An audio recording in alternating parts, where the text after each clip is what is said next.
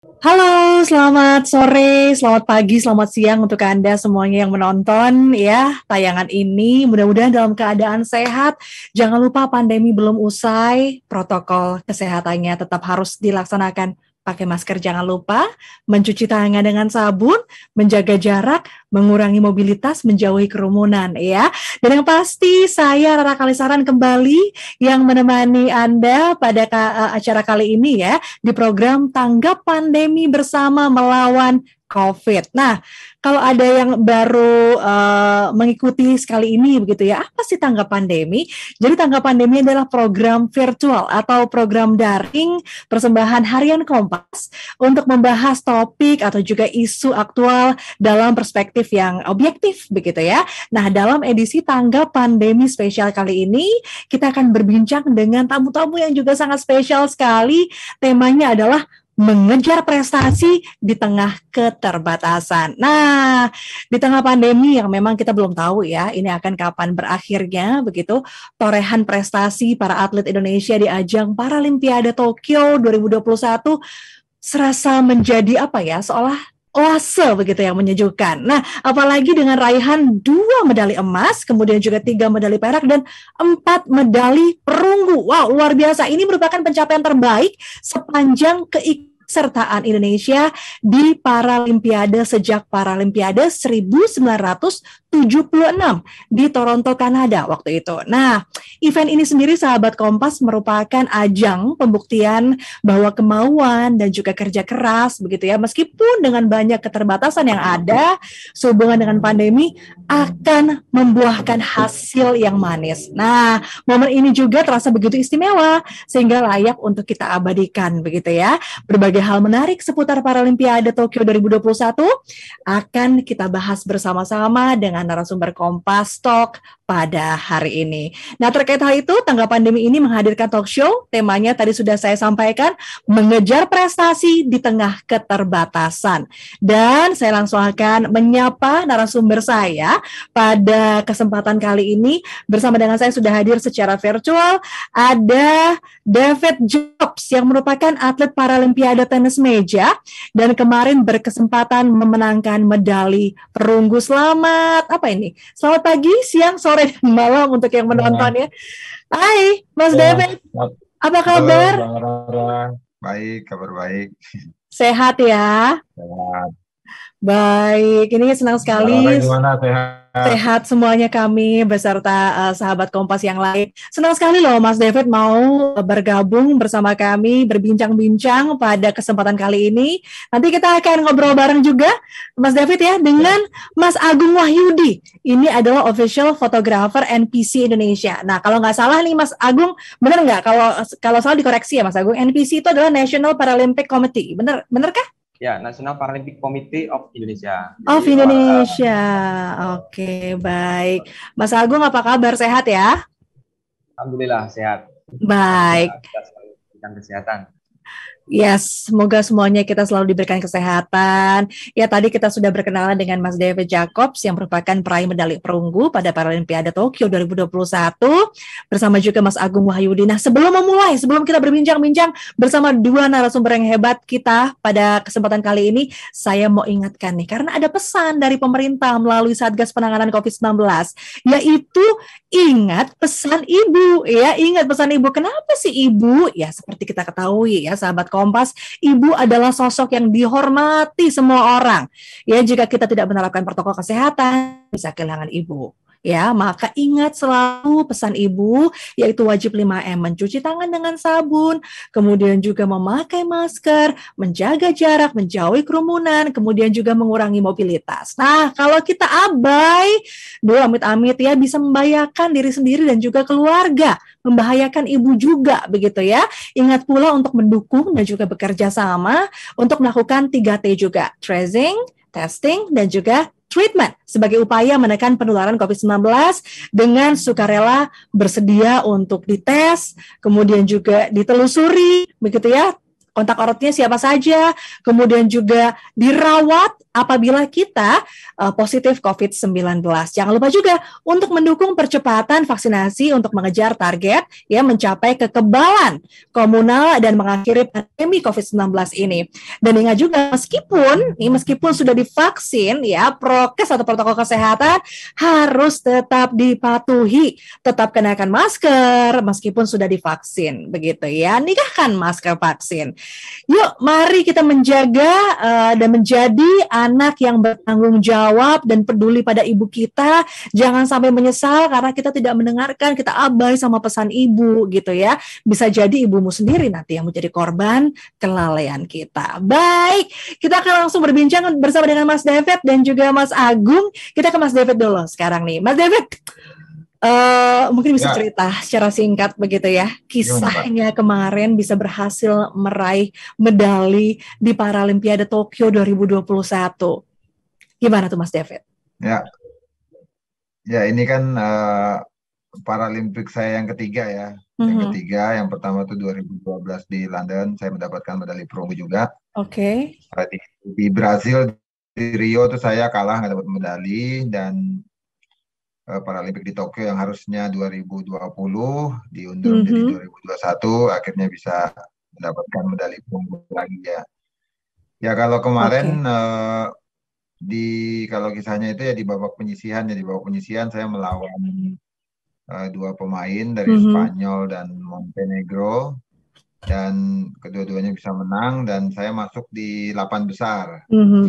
Masuk di 8 besar atau perempat final ini kan pada saat 8 besar itu kan ada undian lagi kan untuk di 8 besar.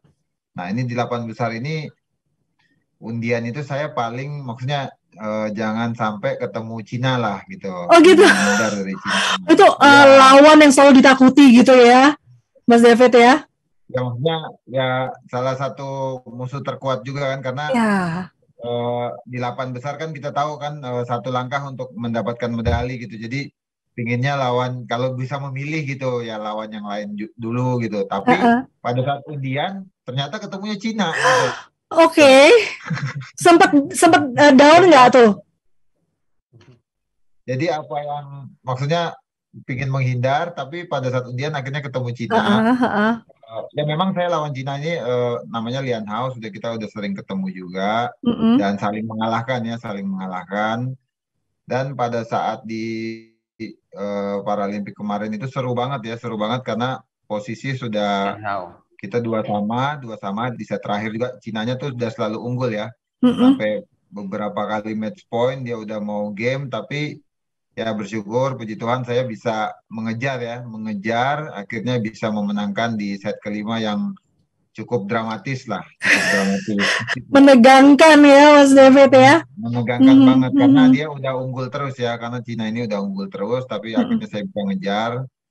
Ya pada waktu itu ya cuman pada saat itu berpikir ya jangan menyerah aja sih, tetap semangat, tetap pokoknya lakuin yang terbaik aja dan juga berdoa ya dalam hati agar terus semangat. Akhirnya pelan-pelan bisa mengejar dan memenangkan pertandingan dan masuk semifinal ketemu Perancis. Oke. Nah, sebenarnya lawan Perancis ini justru sudah lebih pede gitu loh. Oke. Lebih pede, maksudnya bisa untuk masuk final lah gitu loh. Tapi ternyata malah kalah di semifinal gitu. Akhirnya saya mendapatkan medali perunggu gitu aja sih ceritanya. Dan kalau ditanya secara pribadi seorang atlet pasti kan pasti lebih ya, maunya emas atau perak. Tapi bersyukur juga saya di Paralimpik ketiga ini di usia saya yang udah 44 tahun juga ya, udah nggak muda juga, tapi masih bisa ya istilahnya dapat medali lah untuk Indonesia, mengibarkan bendera merah putih untuk Indonesia. Itu sih kisahnya yang cukup seru dan menegangkan di Paralimpik Tokyo kemarin.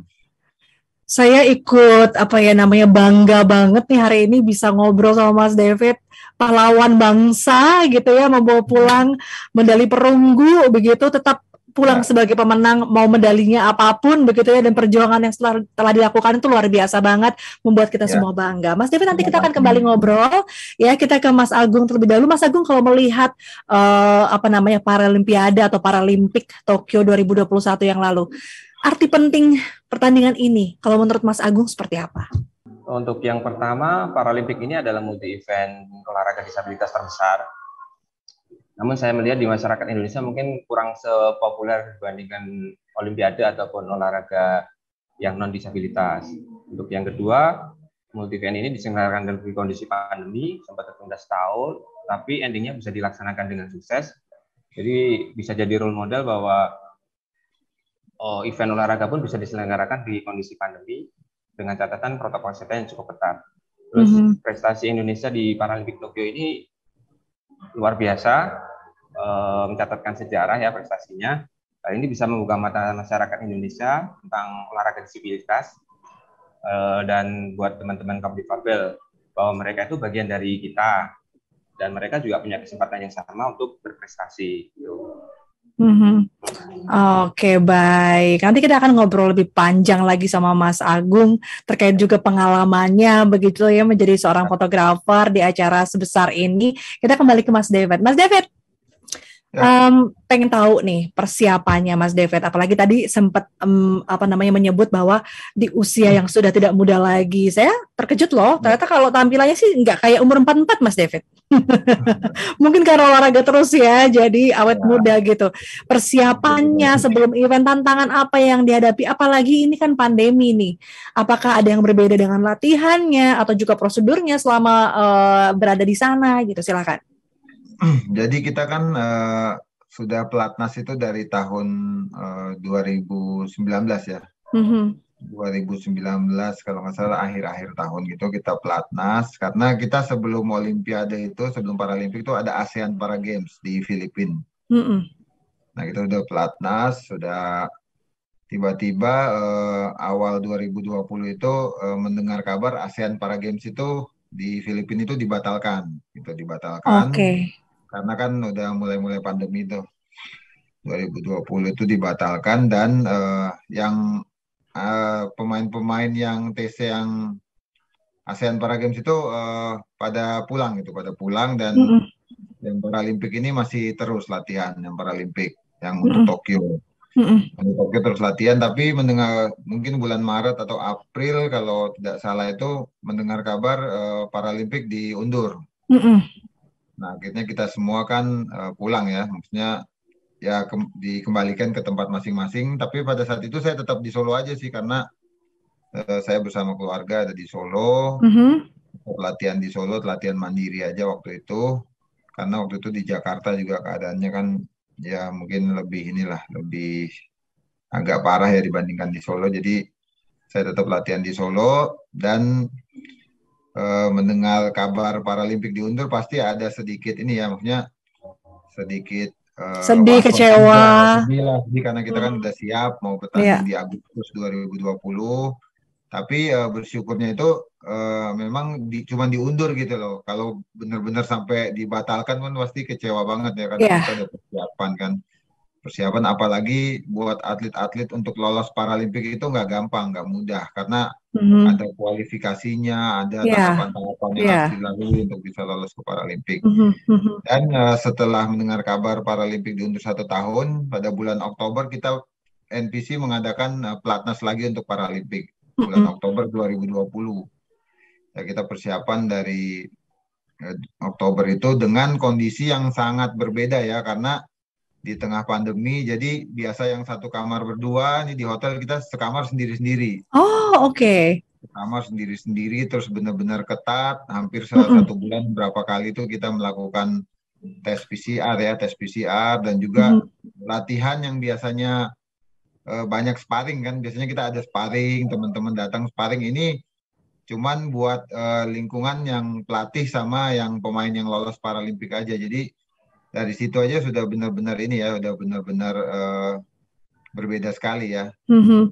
Dan mendekati Paralimpiknya lagi, pada saat 1 minggu sebelum Paralimpik, itu tes tiap hari, tes PCR-nya tiap hari. Wow. Jadi kalau satu ada positif aja kita udah nggak bisa berangkat gitu. Jadi Wow. memang sebelum kita mau melawan lawan kita yang di Paralimpik, kita harus bisa melawan ya COVID dulu ya, agar yang penting kita Wow. sehat, kita bisa negatif. Dan Oke. juga kendalanya juga pasti tantangannya itu kan, biasanya kita kan sering ikut tryout turnamen sebelum event-event besar. Kali ini memang benar-benar nggak ada tryout ya. Jadi cuman latihan-latihan aja gitu. Ya. Jadi jarang tryout keluar, dan juga ya itu sparring-sparring untuk pemain-pemain lain itu sangat kurang juga buat kita saat itu. Tapi ya itu bukan alasan ya, maksudnya bukan alasan ya, kita tetap harus siap aja untuk menghadapi Paralimpik. Apalagi di Tokyo-nya sendiri luar biasa juga ya, maksudnya kita nggak nyangka penyelenggaraannya juga sangat hebat, luar biasa, dan setiap hari di sana juga kita tes gitu. Setiap hari di sana tes, Wow. dari pertama datang sampai pulang itu tes terus. Tapi ya kita bersyukur semua tim sehat, dan Indonesia ya luar biasa ya prestasinya kemarin di Paralimpik Tokyo. Jadi ya setiap itu sih yang kendala-kendala tantangan, tapi ya kita semua bersyukur karena prestasi Indonesia yang luar biasa sih di Paralimpik. Betul sekali, dan sudah sampai apa lagi yang tadi saya katakan begitu ya, ini pencapaian terbesar Indonesia begitu. Nah, apakah juga ini cukup memuaskan untuk Mas David pencapaian yang sudah diraih kemarin? Ya, seperti yang saya katakan tadi, maksudnya sebagai atlet memang pinginnya sih ya emas atau perak, tapi ya sekali lagi saya bersyukur masih bisa mendapatkan medali ya, karena lolos Paralimpik aja udah nggak mudah ya, apalagi untuk mendapatkan medali. Jadi ya senang, bangga masih bisa dapat medali, bisa ya mengibarkan bendera merah putih, memberikan prestasi untuk Indonesia di Tokyo. Nah, bagi Mas David sendiri apa nih yang menjadi pemicu untuk bisa mencapai prestasi setinggi mungkin? Yang memotivasi Mas David gitu, yang memicu semangatnya seperti apa? Yang memicu ya pastinya ingin membanggakan, maksudnya orang tua, keluarga, anak gitu lah. Maksudnya kita kan sudah lama juga nggak ketemu keluarga ya. Ya kita ingin bisa dapat hasil yang maksimal, dan juga buat saya sendiri mungkin dengan prestasi yang luar biasa atlet Paralimpik ini bisa memicu semangat kepada anak-anak muda disabilitas yang lain ya.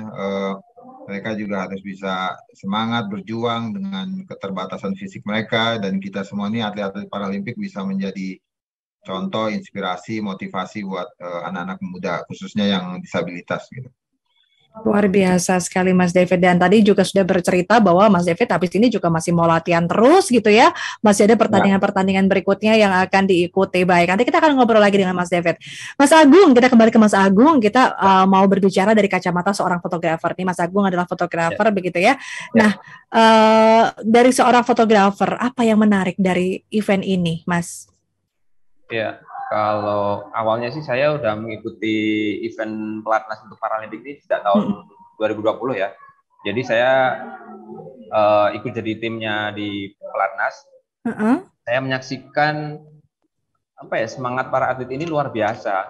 Memang mereka itu kayak hasil yang diraih di Paralimpiade Tokyo itu bukan kebetulan semata, emang buah dari proses latihan, kedisiplinan, dan kerja keras dari semua pihak, baik dari atlet, pelatih, tenaga pendukung, dan NPC Indonesia, serta tentunya dukungan dari pemerintah. Setiap orang yang ikut, para atlet yang ikut di pelatnas ini, menurut saya orang-orang hebat, orang-orang pilihan, dan masing-masing ini punya cerita inspiratif. Nah, itu yang menarik di kacamata saya ya. Meskipun punya keterbatasan, tapi semangat mereka itu luar biasa. Dan itu yang membuat saya itu jadi pengalaman berharga bagi saya. Bisa mengabadikan momen-momen tersebut. Iya, kalau Mas Agung sendiri pasti sebagai fotografer begitu ya, sudah sering mengabadikan momen-momen olahraga. Namun kalau Mas Agung melihat untuk Paralimpik ini memang luar biasa, karena tadi Mas Agung menyebutkan ada keterbatasan di sana, tapi melihat semangat mereka yang luar biasa begitu. Betul. Saya memotret olahraga disabilitas sejak tahun 2015. Oke. Ya, Dan waktu itu saya merasakan ambience yang beda aja melihat para atlet ini. Kalau saya menyebutnya para atlet ya, untuk atlet difabel ini para atlet. Para atlet? Iya, betul, para atlet. Oke, para atlet. Oke. Ya, memotret para atlet ini adalah pengalaman yang berarti. Mungkin orang melihat saya memotret para atlet, tapi sebenarnya malah saya yang belajar tentang kehidupan dari mereka gitu. Ya, karena semangatnya itu luar biasa. Jadi kalau saya emang lebih banyak memotretnya di waktu pelatnasnya ya, waktu pelatnasnya. Dan di sela-sela waktu pelatnas itu saya sering ngobrol dengan Kak David, dengan para atlet lainnya. Terus kadang ikut jogging, ikut main sparring kayak gitu, supaya ada pendekatan secara personal. Jadi ada, ikut juga nih, ikut bertanding juga ketika latihan ya? Ya, paling nggak ikut jogging gitu, supaya mereka juga nyaman, ada fotografer di dekat mereka, sehingga momen-momen yang biasa kan lebih bagus gitu. Dan di kondisi pandemi ini sama seperti dengan Kak David juga, harus mengikuti protokol kesehatan yang ketat, termasuk tes PCR, terus masker. Wajib ya? Betul sekali. Jadi sebelum keberangkatan Paralimpik pun juga ikut karantina, dan harus di swab itu juga sama. Oke. Nah, kalau Mas Agung sendiri melihat capaian dari kemarin para atlet ya menyebutnya ketika di ajang Paralimpik Tokyo itu, pencapaian tertinggi Indonesia yang pernah ada. Seperti apa pendapat Mas Agung? Apakah memang sudah worth it? Memang sudah seperti itu seharusnya, karena melihat sendiri Mas Agung ya dengan mata kepala sendiri perjuangan mereka, semangat mereka? Tentunya pastinya bangga ya atas prestasi yang diraih ini, karena saya ikut menyaksikan juga bagaimana mereka berlatih. Jadi hasil ini juga bukan kebetulan semata. Tadi saya sampaikan bahwa saya melihat juga semangat mereka, kedisiplinan mereka. Salah satu, tanpa mendiskreditkan atlet yang lain ya, karena saya cukup dekat-dekat dengan Kak David, salah satu atlet yang disiplin banget itu Kak David ini. Walaupun tangan untuk Mas David, yeay. Walaupun senior. Mas Agung karena ada saya aja nih. Enggak. Walaupun udah punya pengalaman yang luar biasa banyak di olahraga tenis meja, tapi saya melihat Kak David ini benar-benar disiplin, baik dari latihan, pola makan, istirahat, itu bisa jadi contoh untuk para atlet yang lain ya. Jadi hasil yang diraih tadi emang worth it. Sepadan ya? Betul sepadan dengan prestasi yang biasa. Justru tantangannya nanti prestasi ini, yang pertama mungkin semoga harapannya bisa menginspirasi banyak orang. Betul. Terutama teman-teman difabel ya, bahwa keterbatasan itu bukan halangan untuk meraih mimpi dan prestasi. Setuju. Terus ke depannya harapan saya masyarakat Indonesia bisa lebih mengenal olahraga disabilitas. Dan muncul bibit-bibit baru yang meneruskan prestasi ini ke arah yang lebih baik. Jadi mohon maaf nih Kak David udah senior nih, nanti barangkali ada Kak David Jacob baru yang meneruskan tonggak prestasinya Kak David. Amin. Ya. Mas David, kita berbicara mengenai tadi ya, walaupun tadi sudah diakui sendiri oleh Mas Agung sebagai saksi mata. Saya juga nonton waktu itu ya, luar biasa, gigih sekali. Nah, kita bicara mengenai keterbatasan. Tadi Mas David juga mengatakan di tengah keterbatasan namun kita tetap semangat begitu. Apa arti keterbatasan bagi seorang David Jacobs begitu ya?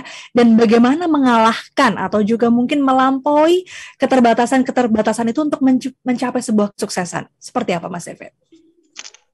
Keterbatasan ya. Sebenarnya ya kan saya lahir dalam, maksudnya keterbatasan fisik dari lahir ya. Saya dari lahir dan memang karena ya tangan kanan saya ini istilahnya cacat atau dari lahir. Memang ya pasti ada perasaan dulu waktu kecil, ya pasti ada mungkin rendah diri atau minder.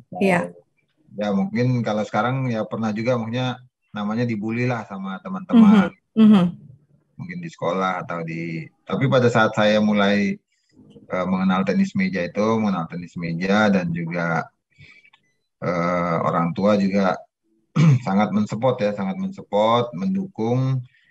Dan ini memang peranan buat anak-anak disabilitas, peranan orang tua, keluarga, lingkungan ini sangat berpengaruh ya, karena walaupun dilahirkan dengan keterbatasan fisik, tapi dengan kalau keluarga, lingkungan terus mendukung, terus semangat itu, jadi anaknya itu juga bisa termotivasi ya. Saya sendiri termotivasi untuk terus lakuin yang terbaik, terus berjuang. Dan yang dulunya akhirnya saya kan bisa menjadi seorang atlet paralimpik. Dan dulu tuh yang saya memikirnya nih, tangan kanan saya ini mungkin ya ini hal yang nggak bagus ya, hal yang nggak bagus. Saya pernah minder, pernah rendah diri, ini kekurangan, ini mungkin hal yang buruk. Tapi justru pada saat ini, pada saat kita berdamai dengan keadaan, kita menerima ini, kita mau semangat, kita mau berjuang. Jadi ini ternyata justru kekuatan kita ya, tangan kanan ini justru kekuatan kita. Kalau saya mungkin nggak dilahirkan dengan tangan seperti ini ya, saya nggak bisa jadi atlet paralimpik yang mendapatkan medali di Olimpiade, di Paralimpik Tokyo. Jadi memang kita bagaimana kita menerima keadaan kita, dan tapi kita terus ya bersyukur ya kepada Tuhan bahwa kita dilahirkan seperti ini, dan kita harus tetap berjuang, karena ya saya yakin pasti Tuhan kan pasti kasih potensi kepada setiap orang ya, bagaimana kita bisa berjuang aja dan melakukan yang terbaik. Yes. Sedikit Mas David, saya penasaran. Pada waktu itu akhirnya Mas David melawan ya rasa mindernya, rasa malunya, sampai akhirnya menemukan nih, ternyata aku bisa nih main tenis meja gitu. Dan akhirnya menemukan passion di situ dan semangat mengejar mimpi sampai akhirnya menjadi seorang para atlet seperti sekarang dan mengharumkan nama Indonesia. Awalnya seperti apa? Ya awalnya sebenarnya saya dulu bukan latihannya dengan orang-orang yang umum ya, maksudnya masuk klub, ya bukan dengan klub-klub disabilitas, dengan anak disabilitas, masuk dengan klub umum. Dan ya itu aja sih, maksudnya belajar dengan menghadapi kekalahan, tetap maksudnya mau belajar, mau konsisten terus untuk lakuin yang terbaik. Dan saya juga sebelum saya masuk ke olahraga disabilitas, saya pernah menjadi pemain nasional untuk olahraga yang orang normal. Oh, begitu. Ya. Jadi tahun 2000 itu saya pernah juara Indonesia. Saya ya maksudnya ini cuma cerita sedikit ya, saya mengalahkan semua pemain terbaik Indonesia waktu itu, semua pemain terbaik Indonesia yang normal ya. Bukan luar biasa nih keadaan. Wow. Bukan yang difabel. Saya menjadi pemain nasional Indonesia tahun 2000 sampai 2009. Tapi memang prestasi saya yang terbaik waktu itu paling level Asia Tenggara aja ya, level Asia Tenggara, medali di Asia Tenggara, SEA Games gitu. Tapi memang untuk masuk ke level dunia itu sangat berat persaingannya gitu. Iya. Nah jadi akhirnya saya memutuskan 2009 itu, karena sudah banyak pemain muda yang lain pensiun dari timnas, dan tahun 2010 memutuskan bergabung dengan olahraga paralimpik ini dengan tujuan atau cita-cita bisa bersaing di level dunia ya, sampai di Olimpiade Paralimpik, dan cita-cita ingin mendapatkan medali. Dan terkabul. Ya 2012 itu medali pertama Indonesia sepanjang sejarah Paralimpik. Wow. Ya itu 2012. London ya? London. Ya itu saya satu-satunya dapat medali perunggu. Nah, jadi hebat. Indonesia akhirnya mungkin dari situ ya saya ngerasa makin banyak ya atlet-atlet disabilitas akhirnya yang bisa berprestasi sampai sekarang ini, bahkan melebihi prestasi saya lah gitu loh. Ya, dari cabang bulu tangkis, angkat berat. Ya. Baik, Mas David, nanti kita akan kembali dan minta tipsnya ya, kiat-kiatnya selain juga berolahraga di masa pandemi agar tetap fit.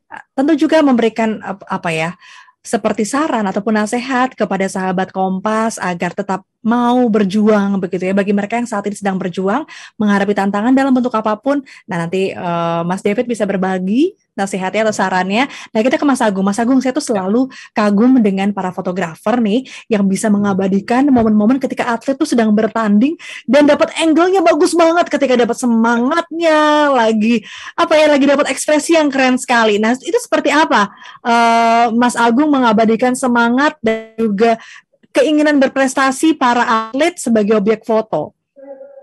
Oh, untuk yang pertama mungkin kita harus mengenal apa yang kita foto ya. Dalam hal ini olahraga ya berarti kita harus tahu olahraganya. Rule of the game-nya itu gimana itu harus tahu. Atau kalau untuk olahraga disabilitas itu kan terbagi menjadi klasifikasi berdasarkan disabilitasnya masing-masing atlet. Itu juga kita harus tahu. Jadi sehingga kita bisa tahu kapan kita harus memotret atau memencet tombol rana, itu bisa kita prediksi gitu. Jadi mengenal olahraganya itu suatu keharusan bagi kita untuk sebelum memotret olahraga gitu. Terus berikutnya kan kalau olahraga itu selalu identik dengan action ya, decisive moment atau momen puncak. Nah, dengan mengetahui olahraga ya itu misalnya Kak David ya tenis meja. Jadi kita tahu kapan, oh ini bola kayak gini biasanya di spin nih. Jadi saya tahu kapan harus motretnya. Jadi dapat momen puncaknya. Terus yang berikutnya itu selain momen puncak, drama itu lebih disukai masyarakat ya. Lebih disukai penikmat foto ya. Terkadang momen drama terbaik ya. Ya betul. Terkadang momen terbaik itu bukan di momen puncaknya atau actionnya, melainkan drama dari sebuah pertandingan olahraga yang membuat scene itu jadi lebih menarik dan lebih manis gitu. Ya. Jadi itu standby terus tuh Mas Agung tuh ya? Standby terus ya? Ya harus. Oke. Baik. Itu mengetahui olahraganya itu, terus kapan tahu momen-momennya yang bagus untuk difoto. Nanti kita juga akan minta kiat-kiatnya ya sama Mas Agung begitu untuk mengabadikan berbagai momen selama Paralimpiade Tokyo. Apakah ada kiat-kiat khusus begitu, trik-triknya berbagi sama sahabat Kompas. Nah, kita akan kembali ke Mas David seperti yang tadi saya tanyakan, apa tipsnya bagi sahabat Kompas begitu ya untuk tetap berolahraga di masa pandemi seperti ini. Kemudian juga mungkin bisa memberikan saran atau nasihat bagi sahabat Kompas yang saat ini mungkin sedang berjuang nih menghadapi tantangan dalam bentuk apapun untuk supaya tetap bisa maju seperti Mas David pantang menyerah. Silakan. Ya, kalau berolahraga di tengah pandemi itu maksudnya ya karena saya sebagai seorang atlet ya maksudnya ya emang sudah aktivitasnya memang sudah berolahraga terus ya, jadi memang kita tetap menjaga kebugaran, menjaga kesehatan dengan latihan, dan pastinya tetap harus jangan lengah, tetap menjaga prokes dan ya aturan-aturan pemerintah kita tetap lakukan. Ingat pesan ibu ya. Ya, ingat pesan ibu. Dan juga kalau mungkin berolahraga kan ya apa aja sih, maksudnya sesuai dengan yang pertama-tama sesuai dengan apa yang kita suka juga ya. Apa yang kita suka, apa yang kita memang, misalnya ada yang suka bersepeda atau jogging atau berenang, apa aja sih, maksudnya kita mulai dengan hal-hal yang kita suka aja gitu loh buat teman-teman gitu loh. Kalau saya ya pastinya ya main tenis meja lah gitu loh. Terus untuk saran dalam menghadapi tantangan ya, maksudnya ya memang setiap orang pasti punya dalam kehidupan tuh nggak mungkin selalu mulus kan, pasti ada tantangan, pasti ada juga yang harus, tapi ya dengan kita menjalani sebuah proses, tetap semangat, tetap berjuang, pastinya kita bisa gitu. Kita harus gimana ya mengatasi proses itu, maksudnya saya dulu juga waktu awal-awal kan pasti kalah terus, tapi nggak putus asa ya, tetap mau belajar, mau berusaha, sampai akhirnya sampai kepada satu titik bisa ya menguasai semuanya ya, secara mental, secara teknik, secara situasi pertandingan akhirnya bisa dihadapi karena mau belajar terus gitu loh, mau berusaha, dan ya kita konsisten aja dengan apa yang kita suka, kita lakukan, kita konsisten untuk lakuin yang terbaik, dan pastinya selalu punya moto atau ya berusaha, dan jangan lupa untuk selalu bersyukur dan berdoa gitu. Baik, wow, ternyata pernah kalah juga tapi tetap latihan terus ya, Mas David. Pasti nggak mungkin langsung menang, nggak mungkin langsung menang. Tapi dari kekalahan itu kan kita justru harus belajar kan. Yes, betul ya, sekali. Kita memang harus ya pasti semua proses lah untuk bisa menjadi sukses lah dalam suatu bidang apapun. Spirit pantang menyerahnya itu yang harus ditiru ya kan. Walaupun kalah memang selalu hal yang biasa, tapi kita harus pantang menyerah terus, kita kejar. Baik. Nah, kita minta tipsnya juga nih supaya sama nih sama Mas David. Kiat-kiatnya, tips-tipsnya Mas Agung Wahyudi begitu ya, sebagai seorang fotografer dalam ajang Paralimpiade kemarin begitu. Apakah ada nih tips-tipsnya, trik-trik khusus, kiat-kiat khusus dalam mengabadikan berbagai momen begitu?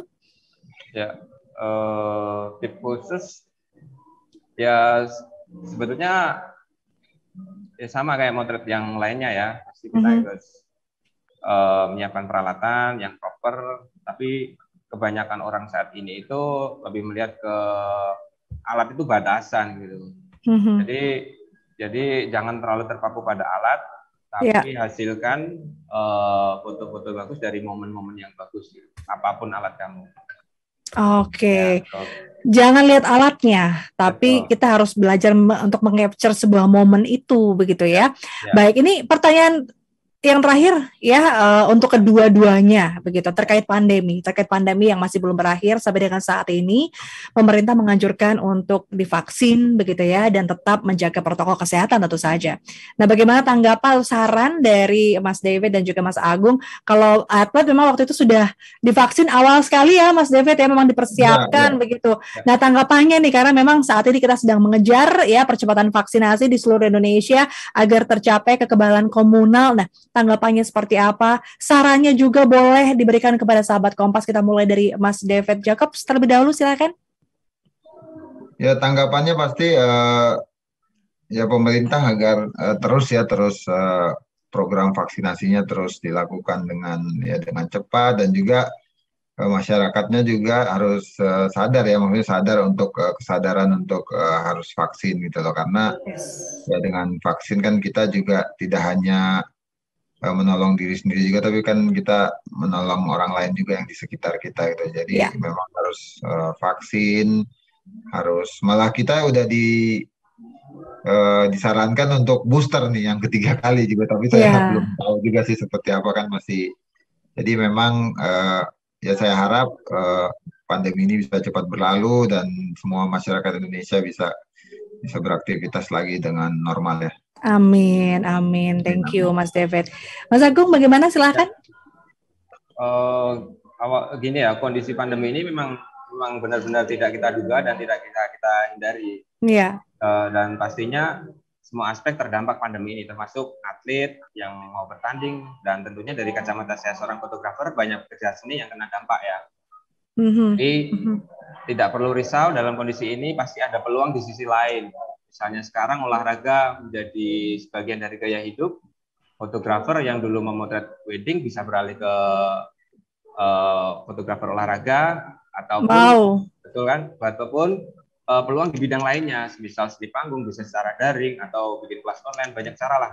Jadi nggak usah terlalu menyesali dengan kondisi pandemi ini. Kemudian kita harus benar-benar menyiapkan diri menjalani kehidupan di kenormalan baru dengan pandemi yang belum berakhir ya. Kita harus jaga protokol kesehatan 5M itu, memakai masker, menjaga jarak, mencuci tangan, membatasi mobilitas, menjauhi kerumunan, dan tidak kalah pentingnya kita harus vaksin nih. Karena sebagai bentuk pertahanan diri kita untuk mengurangi resiko dari virus COVID-19. Karena vaksin itu aman dan halal, jadi nggak perlu takut untuk vaksin, dan harus ikuti anjuran pemerintah mengenai kondisi pandemi ini. Baik. Jadi menarik banget apa yang tadi kita sudah diskusikan, bicarakan bersama ya, bersama dengan Mas David dan juga Mas Agung. Kalau tadi Mas David itu kalau saya boleh menyimpulkan begitu ya, walaupun terdapat keterbatasan fisik, ya memang awalnya sempat sedih begitu ya, namun tetap semangat. Dan juga yang pasti tadi ada dukungan dari orang-orang terdekat itu sangat membantu sekali ya Mas David ya.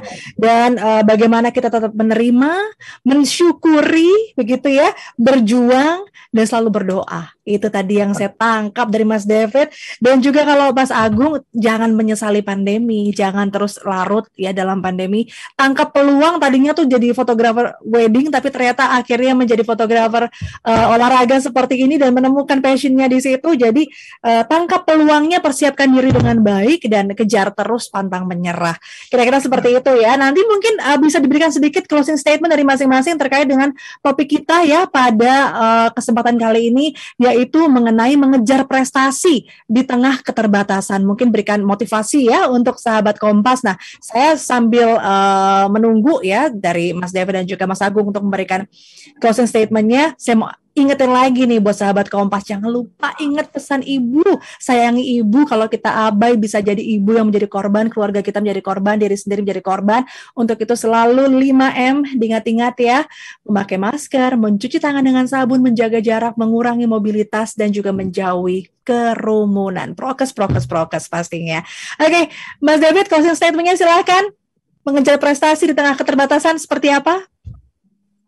Ya, closing statement dari saya, ya memang prestasi itu hanya bisa kita raih kalau kita ya seperti yang tadi Mbak Rara sampaikan, kita semangat, kita berjuang, kita konsisten melakukan apa yang memang ingin kita capai, kita berusaha. Dan tadinya juga saya kan berpikir ini sebuah kelemahan, tapi ternyata ini bukan kelemahan, ini justru kekuatan gitu. Jadi keterbatasan ini jangan menjadi alasan untuk kita tidak melakukan apa-apa. Justru kita harus lebih semakin berjuang, karena dengan keterbatasan ini justru kita bisa menjadi ini ya, semangat, bisa menjadi contoh, inspirasi, motivasi buat orang-orang lain gitu. Kalau kita bisa mencapai sesuatu, itu aja sih dari saya.